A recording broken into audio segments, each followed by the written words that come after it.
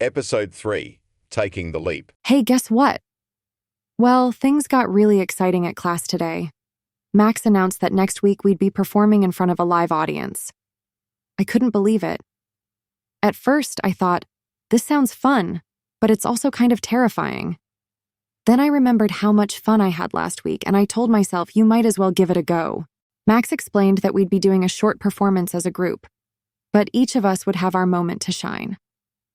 He gave me a scene where I'd be playing the lead, an eccentric inventor who's trying to convince the townspeople to fund her latest experiment. I was excited, but also, very nervous. I couldn't help imagining all the things that could go wrong. What if the audience didn't laugh at my jokes? What if they just stared at me in silence? I kept thinking, maybe I should just stick to being in the background. Later that evening, I was at home practicing my lines in front of the mirror. I was trying out different voices and waving my hands like a mad scientist.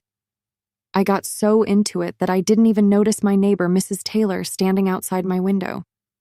She knocked on the glass and said, "Elena, what on earth are you doing?" I couldn't help laughing and told her, "I'm practicing for my big performance."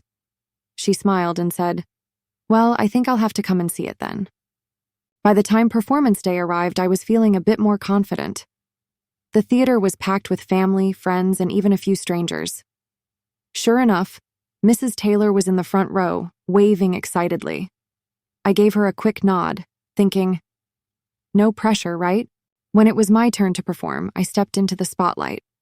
I delivered my lines, and the audience laughed at all the right moments, except for one joke that didn't land.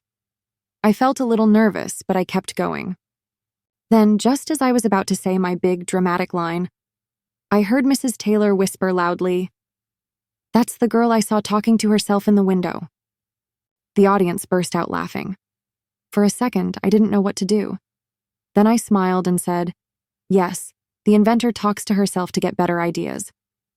Everyone laughed even more, and I felt so proud. When the performance ended, the applause was louder than I ever imagined. Max gave me a thumbs up, and Rachel Turner came over to say, "Elena, that was brilliant. You made something funny out of an awkward moment. That's what great performers do." Her words meant so much to me. On my way home, I replayed the whole evening in my head. Sure, it wasn't perfect, but it was real and it was fun. Acting has taught me to embrace mistakes, find the humor in the unexpected, and put myself out there. Who knows where this hobby might take me next? For now, I think I'll just enjoy the ride.